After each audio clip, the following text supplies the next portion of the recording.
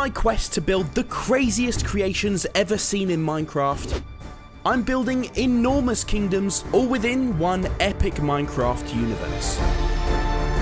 With unique building styles, interlocking lore, crazy creatures, and much, much more. After building the Underground Kingdom, we had plans for tons of other kingdoms existing in the same universe, each battling it out to prove themselves as the ultimate Minecraft kingdom.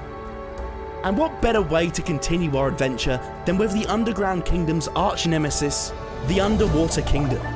This would be my most expansive kingdom yet, double the size of our last kingdom, packed with more mysteries to explore, from epic lore to hidden artifacts and even minigames. And over 2 years after starting this project, the Underwater Kingdom map is now available on my Patreon. But stay tuned to see how I transformed Minecraft's oceans into this massive immersive world, and show your support by subscribing to the channel so that one day we can combine these kingdoms into the most insane Minecraft map ever seen. As always, a mega project like this requires hours upon hours of research and planning. We brainstormed the major builds we'd be including, taking all of your feedback and comments into account. Steph worked hard on the story, giving this kingdom its history, and planning how the storylines would link across our fantasy universe. Anyway, with our plans ready, it was time to set them into motion.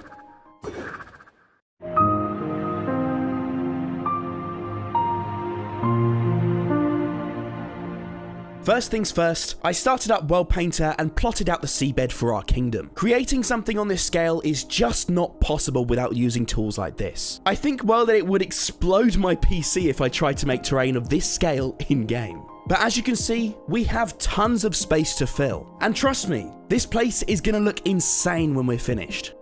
I wanted to give this environment a prehistoric fantasy feel, so I painted the walls of the reef's drop-off with a layered rock pattern, inspired by ancient layered rock formations like Doombriest in Ireland. I also created a custom setting for our coral reef, using the blob command to create some interesting rock formations. Over the last 2 years, I've learned and progressed so much as a builder, so some of the techniques I used earlier in the project definitely differ to what I do now, and you'll even see me going back and improving certain parts as I learn new techniques. But overall, despite using some outdated techniques at first, I definitely achieved the exaggerated fantasy oceanscape I'd envisioned.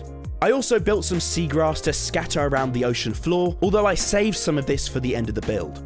So with the basic terrain ready, we researched different coral types so that I could build with lots of variation to bring the seabed to life in the most authentic way possible. I built some table and brain coral, which you may recognize if you've played Subnautica, as well as staghorn, tube, and more. This place already looks more lively at this stage, but there is so much vast, empty space to fill with all the awesome things we have planned.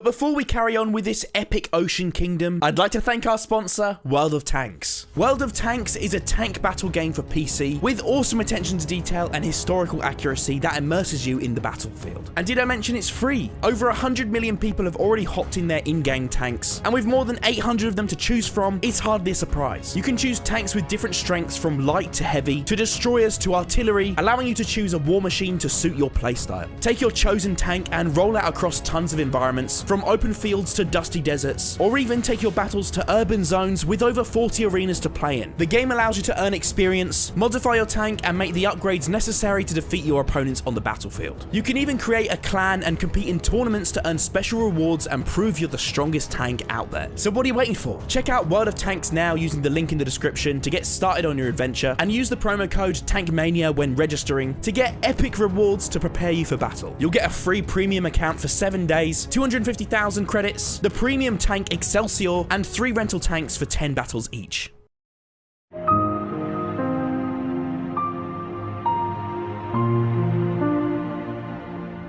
Obviously, I built this massive plinth in the middle of the seabed for a reason, and it's for our epic underwater castle, home to the ruler of the merfolk that inhabit the ocean, who have some of the coolest lore of my Minecraft creations. As always, I started laying out a plan on the floor, and for this one, I wanted to make something really unique and organic, almost like the castle is a living creature. With everything plotted out, I started on the first tower, creating this really unusual shape with prismarine details and a diagonal sea shelf roof to fit our nautical theme, which was quite the challenge to perfect. I added windows and smaller towers, setting them at different heights to keep things asymmetrical and natural looking. So with my design in motion, I steamed through this build for hours and whipped up the rest of the towers, adding thoughtful details to set them apart from one another. Almost every main tower is capped with a different shell-inspired roof, some even providing rooftop balconies, and there is just tons of height variation throughout the castle. I also lit up the windows with redstone lamps, which gives a nice stained glass window effect and helps to really bring the castle to life when it's submerged. And to finish up the castle, I of course had to add its power source, a conduit. Not only is this a great aesthetic and lore-related feature, but it also adds a cool game mechanic into this creative build, which we'll dive into later. Finally, I added these crazy winding archways inspired by the Little Mermaid castle, which just completely transformed this castle into one coherent piece. Before heading inside, I made some adjustments to the conduit shrine and edited the castle plinth's terrain, as the flat plane that it was sitting on just didn't feel natural. So with the exterior complete, I wanted to create an epic throne room in the main tower. For the grand entrance, I repurposed one of the massive sea shelf rooftops from the castle and adapted it to create the main entranceway. I then built out this sloping pathway and sandwiched it between these large quartz pillars, taking inspiration from ancient Greek and Roman architecture, an inspiration that persists throughout this entire kingdom. Minecraft's warped materials make a great addition to any ocean-themed build, so I used them to define the main entrance and created archways through the hallway.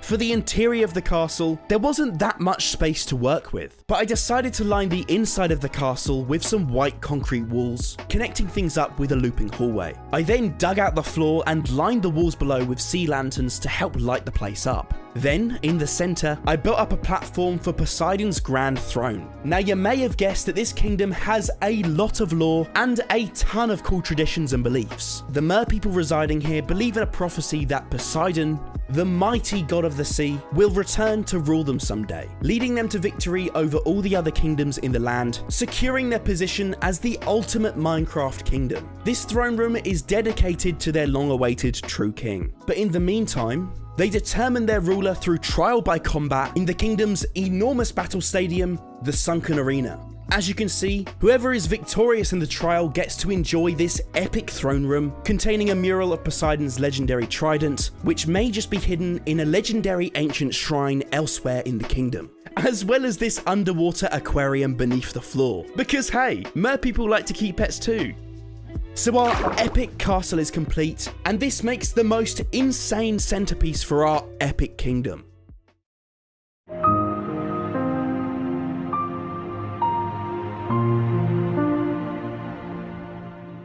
Before I got to work on the upper district, I wanted to plot out some more of the pathways on the ocean floor so that I could really envisage what I was going to do with all of this space. Obviously, the mer people who lived here can swim freely, but the surrounding ocean is full of dangers and its floor is the safest, so most of the kingdom's inhabitants don't stray too far from the sandy pathways of the seabed. Next, I began plotting out the pathway for the kingdom's upper district. Not only is this super satisfying to watch, but it's the best way to begin planning a village, city, or any project you're working on that contains lots of buildings. I also made my life easier by marking out the placement of 4 main buildings I had in mind with red wool, continuing the pathway around these buildings, leading to further sections of the city. With the pathways planned, I started on the first of the main 4 buildings, the City Hall. This building resides directly in the center of the city, with the base foundations of the building made up of quartz pillars, connected together with archways. I added multiple domed rooftops, with lots of columns to match that ancient Greek inspiration, and even added some small seashells into the design to really emulate the aquatic theme throughout the build. I then finished off the roof by blending in different warped woods for a wavy, watery effect. Inside the City Hall, I went for a checkerboard marble floor and cleaned up the walls with some white concrete. To provide some support and lighting that matches the exterior, I built quartz pillars with warped accents, along with a chandelier in the center. Since this is our City Hall, I added a special table for our city councillors to sit during important meetings, along with a large clock on the wall. That way, the mer people know when their meeting's nearly finished, so they can rush off from their pews to have fun elsewhere in the kingdom. The second level of the City Hall has been dedicated to this massive map table, showing just how large this ocean is. We're going to update this at the end of the project to see our progress. Anyway, I finished up the City Hall by decorating the top floor with some warped materials, a little lighting and some shrubbery to bring things to life. Moving on to the second of the 4 main buildings, I thought the city would need some entertainment after their long council meetings. So I thought I'd build a small amphitheatre. In ancient Greece, amphitheatres were used for an assortment of events, such as gladiator combats, the circus, and the theatre. They consist of multi-tiered seating in a semicircle, and in this case, a feature stage in the centre. This is a pretty small amphitheatre, but perhaps we'll build something much bigger for epic battles somewhere else in the kingdom. Anyway, as you can see, I really tried to make sure every element of this project feels authentic to the environment. The sandstone really makes this feel as though it was sculpted from the sand of the ocean floor.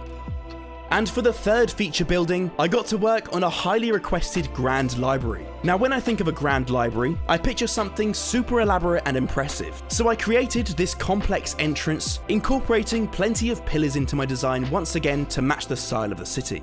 With the main entrance complete, I built a large cylinder for the main body of the library, detailing the walls and adding another layer to the roof, even incorporating another shell rooftop to match our ocean environment, and by some miracle, even diorite looks like a nice building material in this setting. To finish the exterior, I even toyed with the idea of using a glass roof, but ultimately opted for the same wavy roof effect that I used for the City Hall.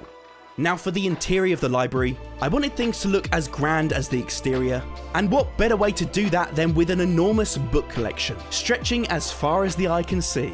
I built a large staircase to provide access to the upper floor, along with support pillars that double up as lighting with embedded sea lanterns, and of course a nice chandelier to dangle from the centre of the ceiling. For the final main building, I wanted to build some kind of temple, a fictional place of worship where the mer people could gather. For this one, I decided to take inspiration from Minecraft's very own village temple, saving a grander temple/shrine design I had in mind for somewhere else in the kingdom. Even though this building is a little different from the rest, I think it's a really cool way of linking this crazy build to that classic vanilla Minecraft village that we all know so well. This building is packed with intricate detail, and I think the way the shell rooftops are integrated is super satisfying. Inside the temple, I neatened things up and added a long turquoise carpet for the main aisle. I then added some intricate archways, support beams and lighting, making sure not to draw too much attention away from the large stained glass window at the back. And of course, I added some pews for the merfolk to rest their tired tails on, along with a lectern and a small coffin behind. Given that I'd spent so much time sculpting and perfecting the castle's shell rooftops, I thought I should incorporate them further into the city. So I took some of the roof designs from the castle, changed the colours to match the city's theme, and dotted them around the main buildings to make houses for the mer people. For the first shell house, I walled off the shell's main opening and added a small stairway to an entrance on the right side, followed by a main entrance at the front with some small windows to bring it to life. Next, I worked on this Nautilus shell, so I started by adding pillars to support it, then placed a round, columned tower in the shell's opening to act as a sort of watchtower near the city's entrance, finishing up with a small window in the centre of the shell spiral. For the final shell house, I built some foundations, placing the shell on top and blending things together with a gradient of blocks. I then finished things up with a small protruding section with an even smaller shell roof and of course some windows. I reused the Nautilus shell watchtower at the back of the city, given that there would be an enormous threat looming behind the kingdom that the merfolk would have to keep their eyes on, creating a long sloping pathway towards an empty plinth behind the city. I have something really special planned for this plinth in a later chapter. Now that I built a great infrastructure, it was time to create smaller buildings to fill up the city. As you can see, I have a lot planned for this place. So with such a big task ahead of me, I focused on grinding out these buildings, making sure I differentiated each building in subtle ways, from decorative touches to window placements. When creating a populated area like this, it's always important to challenge yourself to build on an angle and at different heights so that things don't become too monotonous. You want things to feel connected, but you also don't want your city looking like a well-lit copy and paste fest. But seriously guys, I spent so much time individually designing each of these buildings, both repurposing early designs and coming up with new ones.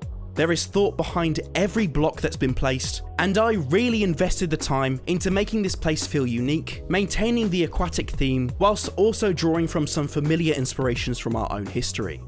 As you can see already, there are so many different types of buildings. You can only imagine all the different types of mer people who live here. To finish up the main city structures, I added a small ticket booth next to the amphitheatre, and then created a balcony on the other side, looking over a lower section of land, which may just become home to a large spectacle in a later chapter. Any guesses what I might have planned? Moving to the back of the city, next to the temple, I used the leftover space to create a burial ground. I designed an ornate fence to house the area, with a wide variety of gravestones, and even a small section that has been dug up to create a new grave, finishing up by placing some grass. Now it was time to decorate, so I started by revisiting the castle. Using the custom seaweed I placed around the kingdom earlier, I decorated the area around the castle to break things up a little. And because I made the castle on such a grand scale, I had to create some giant kelp to create a more dynamic seascape, as the custom seaweed wasn't quite enough. I sculpted a basic design and pasted our new custom kelp at varying heights amongst the seaweed, around the sides of the castle and along the main pathway. I then moved to the back of the castle to add some more giant kelp and seaweed, since there was quite a lot of space left around here. Finally, to wrap up this area of the project, I decorated the main city. Now I didn't actually build this underwater, as it would have just been too tricky. So instead, I'm releasing versions with and without water. This meant I had to really think about how I decorate this place, and I had to mess with a bunch of commands to add normal coral without filling the place with water before the project was finished. And as a placeholder for seagrass, I added grass tufts, which once again required some fiddling, since you can't place grass tufts onto sand. As you can tell, decorating the village with in-game items was really fiddly, but it was worth it to add a little extra life to the area. And with that, the upper district of the Underwater Kingdom is complete.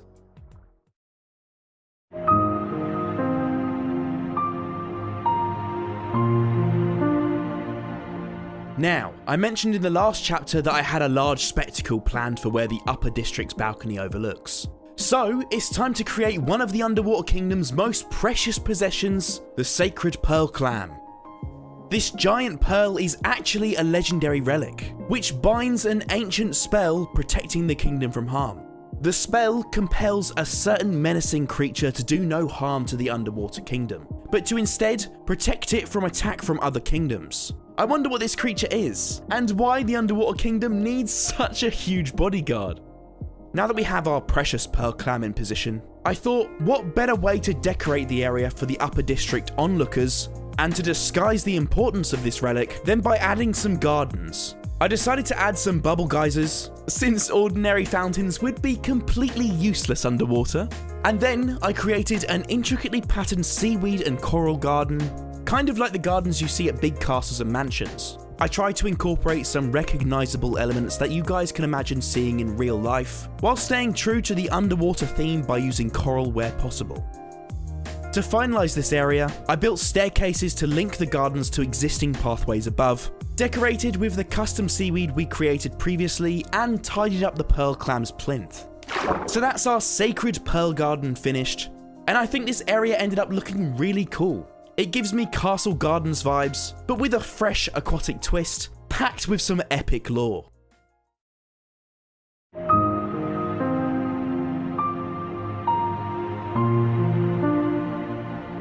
So, in front of the castle, I'd left a lot of space for some really special features, starting with some giant warrior statues. These particular warriors are from the Underwater Kingdom's military division that once roamed on land, but were captured by the seas and given a chance at redemption. The kingdom's many land-roaming enemies have varying skills and invaluable knowledge about the many enemy kingdoms in distant lands, making them a huge asset to the kingdom's defences if captured and entranced by the mysterious siren's song. These captured enemies soon became allies of the ocean and forgot about the lives they'd led before, able to breathe underwater like they once did the fresh air, riding the seahorse cavalry to defend their new home. As a reminder to the kingdom's enemies of the power of the siren's song and the might of the kingdom's defences, These statues were placed right before the castle's entrance. They have stood here proudly for centuries, so I of course had to finish up my design with a mossy algae effect, adding a subtle glow with some glow lichen.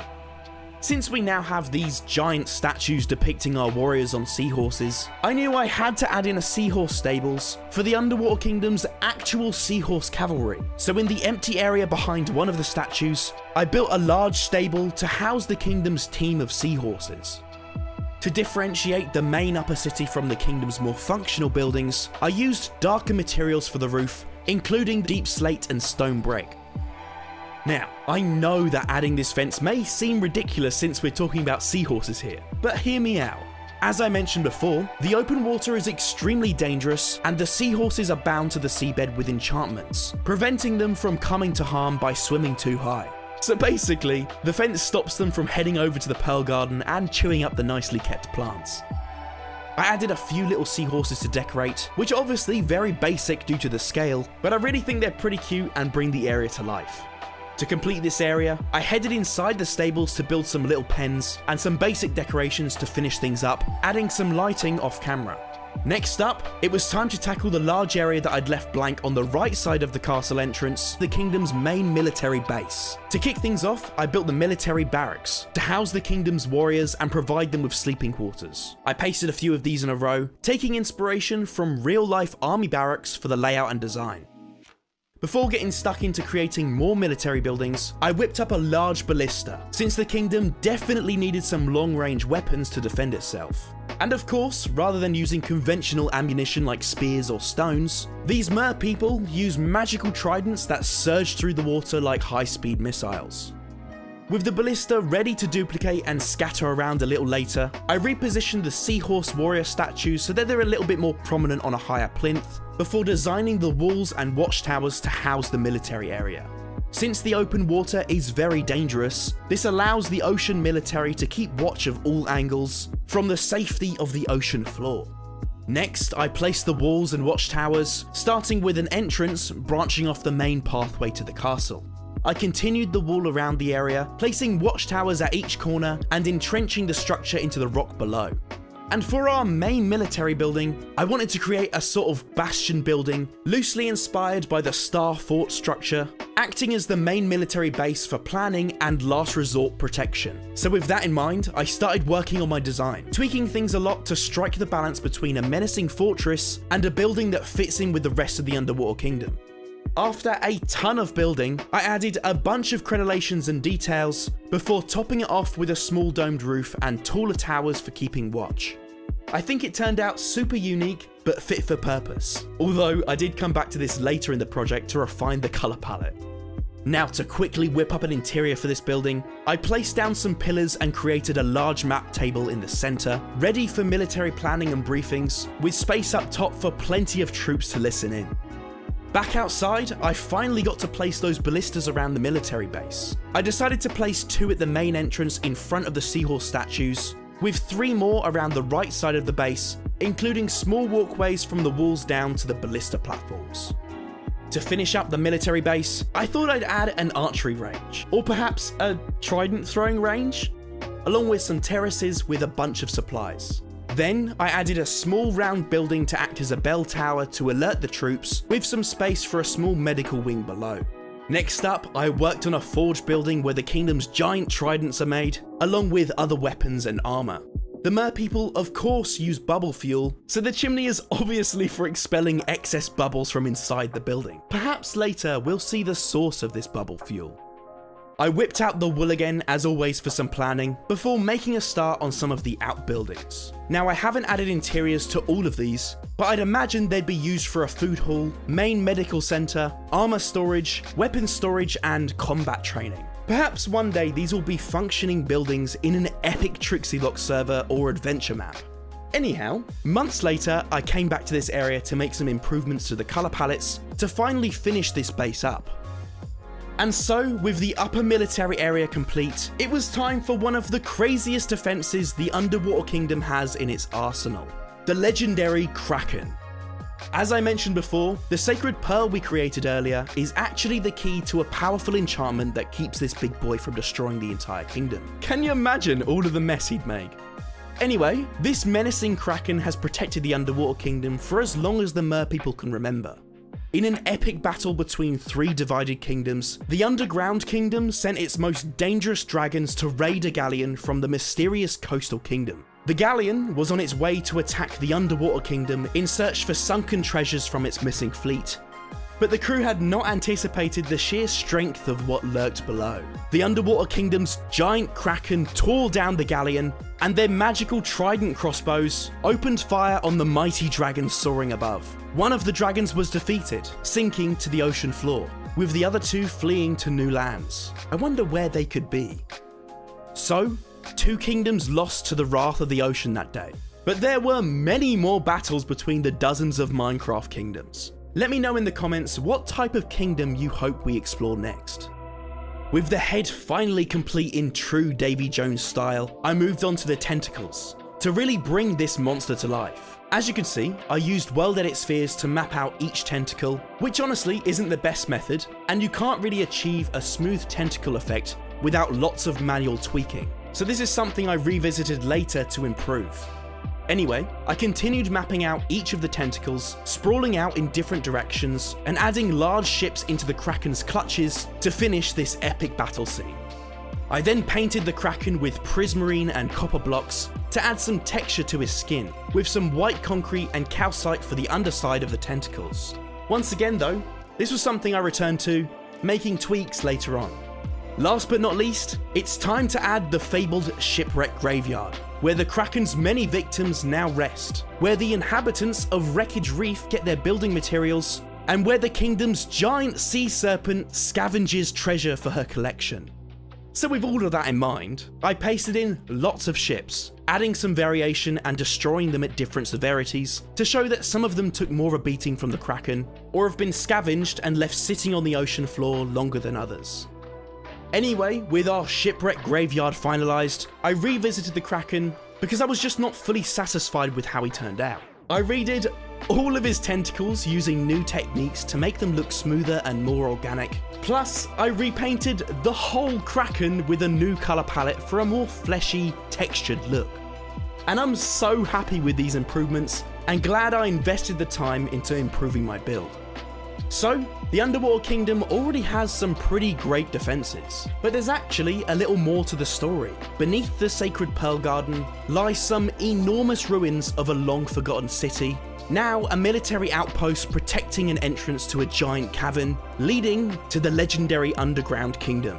This ancient base needed to be something really special, as it was once inhabited by some of the Mer people's earliest ancestors, so I had a ton of planning to do. With the main structures plotted out, I whipped up a watchtower design so that the merfolk could keep watch out towards the open water. They were largely unaware of the threats lying beyond the sea when this city was built, and it was established with only the dangers of the ocean in mind, staying close to the seabed as usual. Like any epic ancient city, I wanted this place to be absolutely packed with different buildings and details, so this took a lot of hard work. I wanted to keep my inspirations pretty similar to the Upper District, drawing from ancient Greece and Rome, but I was also influenced by Minas Tirith from Lord of the Rings, which allowed me to come up with a really interesting building style to do this place justice. So, what happened here? Why was this place abandoned? Well, as you may have guessed, it has something to do with the Underground Kingdom. Unaware of the presence of kingdoms beyond the ocean, the merfolk focused on protecting themselves against the threats of the sea. They used ancient magic to enchant the giant pearl you see in the garden today to protect them from the fearsome Kraken, and for a while they thrived in the depths, until one day they were attacked from a nearby cave. The Underground Kingdom had released a deadly poison into the water, and in a chaotic attempt to flee with their sacred pearl, it was damaged and left behind. With the enchantment disrupted, the Kraken emerged from the distance to wreak havoc, and many areas of the city were damaged by its giant tentacles. However, it soon realised that the water was poisoned and also fled, leaving the city both abandoned and now damaged, with only a lonely dead coral tree left behind to indicate that there had ever been any life there.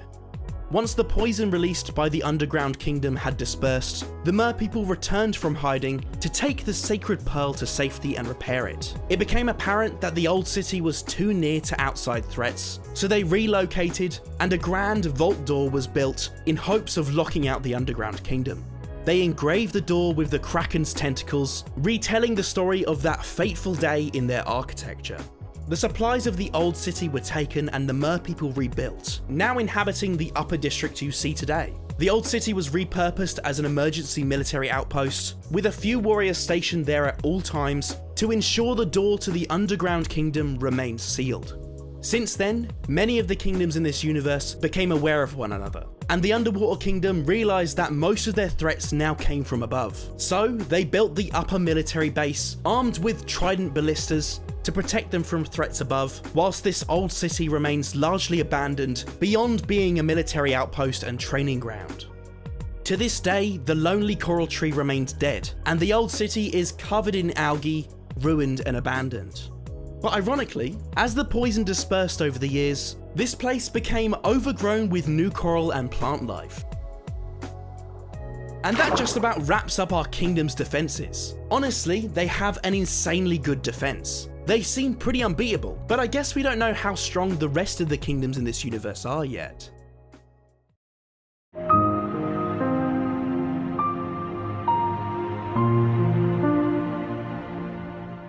Moving on to the next area, I started by revamping the coral reef I made earlier in the project to get it ready for the kingdom's lower district, Wreckage Reef. This involved adding a lot of new rock formations and laying out some pathways bridging between them, which I built almost like tentacles to make this place feel even more mysterious and alive. With the new foundations of the reef set out, I painted everything with a custom block gradient before moving on to dissecting a galleon I built from the Ultimate Survival World project so that I could create some really cool building designs for our wreckage reef, finding a use for all those resources that are brought down to the ocean floor by the mighty Kraken. If you were listening closely earlier, I mentioned that the lower district of the Underwater Kingdom is home to the captured souls of the kingdom's enemies who are entranced by the siren song and now serve the kingdom in the Seahorse Cavalry. Despite technically being prisoners to the ocean, they've really made a cool little home for themselves in the reef. This large building is the hub of the reef, where the lost souls assemble to delegate maintenance of the reef and collect their rosters for their military duties at the main base. I absolutely love the little details on this ship, from the hanging lanterns to the anchor, and the decaying algae-covered sails look super eerie and ghostly, so I knew I was on the right track to making a home for the kingdom's lost souls. And with the centerpiece complete, I placed it down in the middle of the reef, neatening things up before getting started on designing a trading post. As you can see, by scavenging all they could from the shipwreck graveyard beneath the Kraken, the lost souls built their own community amongst the coral, becoming very self-sufficient, although they do live very simply and spend most of their time training, eager to please the sirens, whose song keeps them compliant and passive.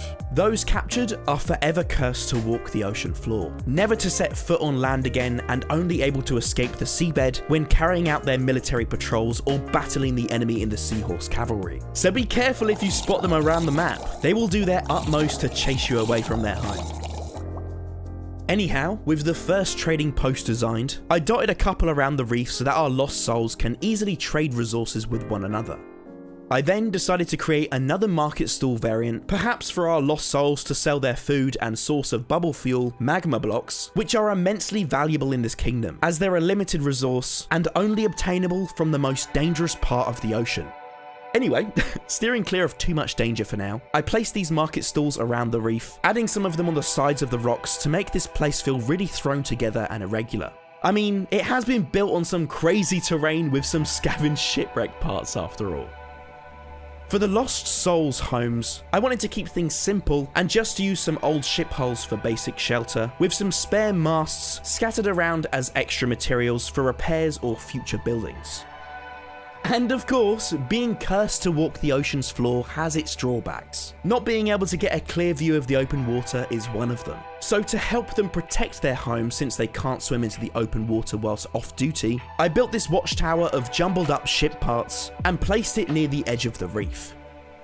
I, of course, had to give this place a cool entrance. So I took 2 galleons and placed them either side of the pathway from the upper district, with a tired old sail hanging between them to mark the entrance to the ghostly Wreckage Reef district. Along with old ship parts, the Lost Souls also scavenge some valuable supplies and equipment. They have a few cannons, which they've adapted for protecting themselves using special pressurized bubble fuel, along with some cages for captured creatures and prisoners. And to enhance the ghostly vibe in this area, I took inspiration from an old lantern design of mine to come up with a new spooky green lantern to hang around the reef, made from old ship masts and smelted cannons. And this wouldn't be a coral reef without some life, so I grabbed some assets I'd created earlier in the project and whipped up a new glowing kelp design to go along with them. I then spent literally hours placing all this custom kelp, coral and shells around the entire reef, breaking up the grey rock foundations with pops of colour and bringing the place to life with so much variation and detail. It makes it pretty overwhelming to look at from afar, but hey, coral reefs tend to be super busy, both in Minecraft and in real life. Even though this place has a bit of a sad story, it's one of my favourite parts of the kingdom. Where in the kingdom would you guys choose to live?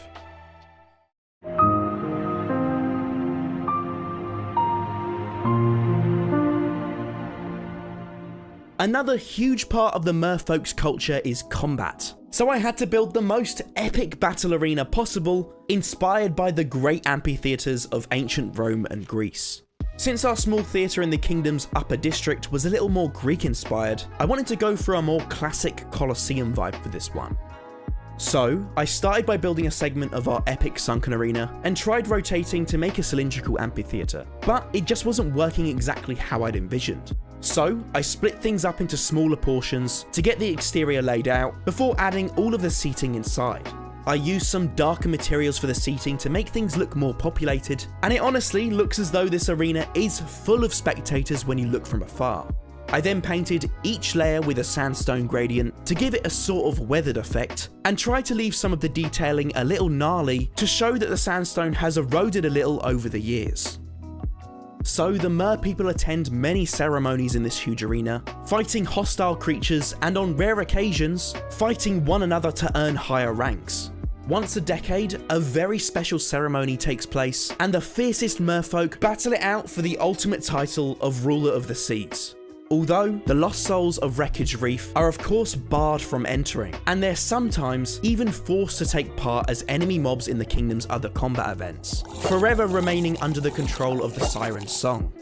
Anyhow, to mark the grand occasion of determining their next ruler, the sunken arena is decorated with huge ribbons in the kingdom's colours, ready for the trials to take place, with the entire kingdom set to attend the occasion. And an epic underwater arena like this wouldn't be complete without some awesome surroundings. So I set it in place and got to work on expanding the coral reef around the arena to create an insane backdrop for the fiercest battles of the sea. I really wanted this area to be as immersive as possible, so it even includes an entire minigame that we developed and coded ourselves, all from scratch. You can take on the trials of the sunken arena yourself, alone or with friends, facing waves of ferocious underwater mobs with custom stats which are scaled to make things balanced for multiplayer, and there's even a special boss to defeat. How fast can you defeat the sunken arena waves? Will you work together with your friends, or sabotage them to defeat the most mobs yourself? Or will you hitch a ride out on the trusty escape dolphin? And that's our sunken arena complete. What an awesome place for a battle.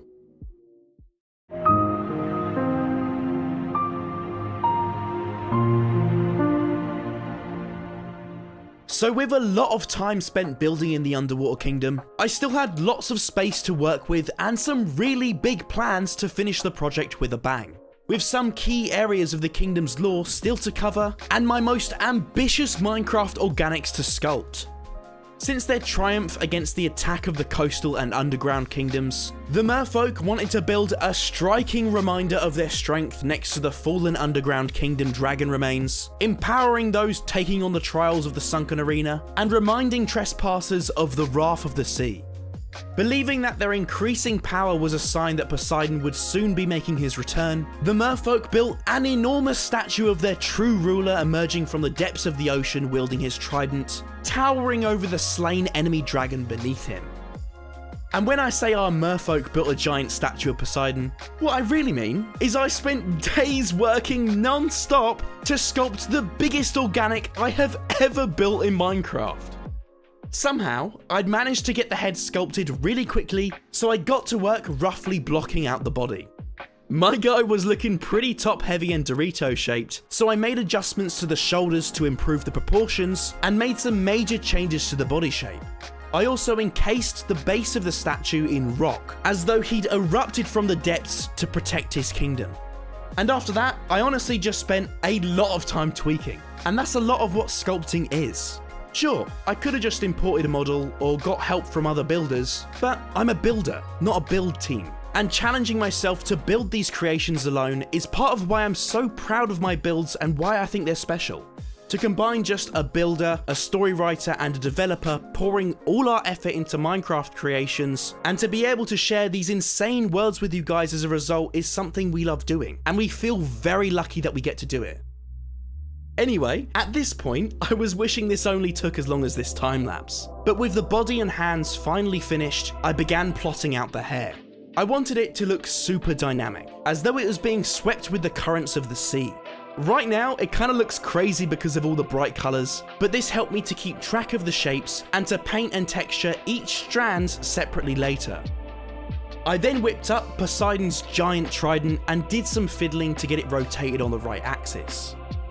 And then, it was finally time to paint. I started by adding some moss/algae over the areas that would be exposed to the most light from above. Next, I painted the whole sculpt much like you would a painting, to accentuate the shapes I'd made, using lighter blocks for the highlights and darker blocks for depth, which looks pretty extreme at first. But just like smudging out shading on a pencil drawing, I blended it all out to make it look a little more natural. And after a lot of hard work, this gigantic statue was complete, but I wasn't quite finished with this epic scene just yet. Next to our mighty Poseidon statue, I still had to build those dragon remains of the fallen dragon from the underground kingdom. So I plotted out a massive carcass, curving around the base of the statue, buried in the sandy seabed. I then made lots of manual tweaks to set the skeleton in the best position alongside the statue, before making the final adjustments to the shoulder blades, and getting started on yet another sculpt for this build, the dragon skull. At this point, I'd been sculpting organics non-stop for days on end, but I pushed through to build this head from scratch, refining the shape and adding these menacing horns around the crown of the head and the lower jaw. And of course, just like the Poseidon statue, I had to add some texture to this epic sculpt. So I carefully painted the whole skeleton, adding some moss/algae over the top to match the statue. As you can see, I went through a ton of iterations for this sculpt, and it's quite different from working in digital sculpting software. But it's really satisfying to see the journey to the final result laid out like this. And I'm honestly so proud of how this scene turned out. And, as promised, it was time to make an epic shrine to house the legendary trident of the mighty Poseidon.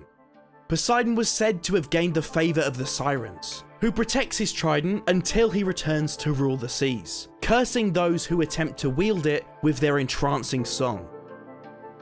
Since this shrine was built around the same time as the old city, Steph and I decided to use the same gateway from there and make some adaptations to the design, opening up the large door to make a cave entrance, fixing the damage that the Kraken had caused by the old city, and switching out the design above the door for a trident emblem. I finished the place up with plenty of kelp, seaweed, coral and shells to decorate, before heading inside to place the sirens surrounding the plinth of Poseidon's trident. I then got to painting the interior, which at first looks like some wacky graffiti from a skate park or something. I was playing around with a bunch of patterns, as I wanted this area to feel super magical and mystical, as though the power of the trident is seeping out into the shrine and shrouding the walls with an intricate watery glow. The shrine extends all the way up through the terrain, breaching the surface with an ornate glass dome, with a wavy stained glass window pattern to match the walls of the interior. To heighten the mystical feeling of this cave, and to play on the idea of reflection since we're underwater, I decided to flip the build to create a reflection, to give this trippy illusion, and to make you guys feel like you're in some kind of mirror dimension when you discover this place. And honestly, it's so cool to explore in game. It's really like an optical illusion. And on top of that, we of course had to add something extra special for you guys. Poseidon's trident itself. But this isn't just any trident. You see, this great weapon is said to belong to Poseidon, whom the merfolk tell many of their own tales about. From slaying the Leviathan, to earning the favour of the infamous sirens, the stories were endless. But Poseidon was elusive. He had never been seen by the merfolk, and they believed he had been captured and forced into servitude by Zeus, the sky god, who ruled over a vast kingdom high up in the clouds. They believed that one day Poseidon would return and wield his mighty trident, staking his claim on the underwater kingdom's throne, finally conquering their opponents and becoming the ultimate Minecraft kingdom. In the meantime, the trident remains in its shrine, surrounded by the statues of the sirens, and if an unworthy soul were to take it, they would be cursed, hearing the siren song and experiencing their wrath. And we literally learned how to make music and wrote our own siren melody to put into the map, which you can also check out in the description, also adding tons of special features to the trident's functionality. If you wield it for too long, the sirens will send some nasty surprises after you until you recharge it at one of the trident charging points dotted around the map. On top of that, we added an entire minigame just so you can have the most fun possible with the trident. Riptide Rings takes you on an epic journey around the entire map on a challenging course through all the epic builds created through the project. Reckon you can beat my time? These features honestly make this place so fun, no matter how you choose to play in this world. So, what was left to do? Well, with a few large areas left, I still had tons of building to do to get this epic kingdom finished. This area behind the Grand Castle was set aside for one of the coolest areas yet. I'd reserved this final area for some huge underwater volcanoes erupting through the seabed. As mentioned earlier, the merfolk use bubble fuel throughout the kingdom, but where do they get it? Well, from here.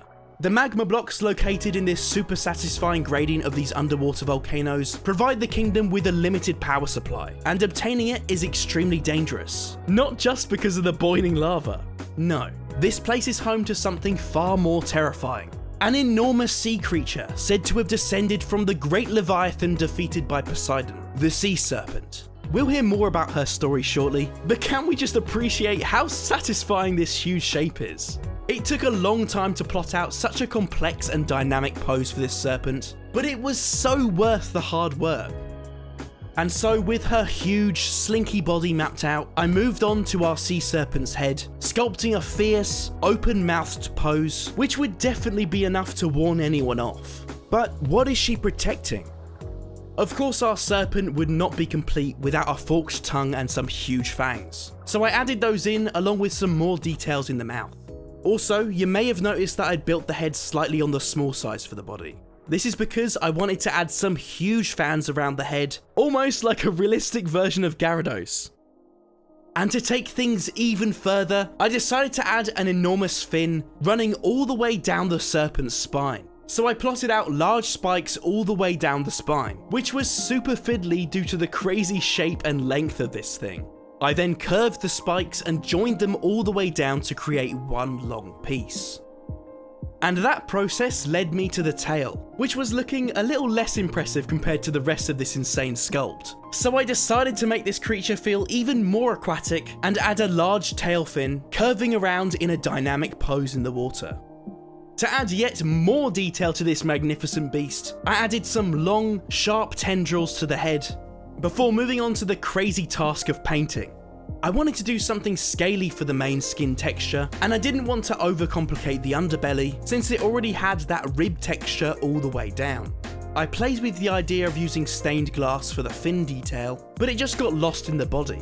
So after lots of experimenting, Steph and I eventually decided on a colour palette, painting a gradient all the way down the body, tail, back fin and head fins to add further depth, which required tons of fixing due to the overlapping sections. I then placed the sea serpent down, spilling over her huge plinth. But the real question is, how did she grow so big? Why did she nest on this plinth? Well, with the large shipwreck graveyard nearby, you may have been wondering what happens to all the sunken treasure that goes down with these ships. We know what happens to the crew. They end up in Wreckage Reef, hypnotized by the siren's song, and most of the materials and cargo are taken with them too. But what about the precious cargo? Well, behind the Grand Castle, there was once a gigantic treasure chest containing all the treasures of the kingdom. Over the years, the area became dangerous with the eruption of the surrounding volcanoes, and the greedy sea serpent took advantage of the desertion, claiming the treasure for herself and feeding off of it. In fact, the kingdom is forced to give up almost all of its treasure to her, and in return, she refrains from laying waste to the kingdom. But the serpent is cunning, and her greed fuels her.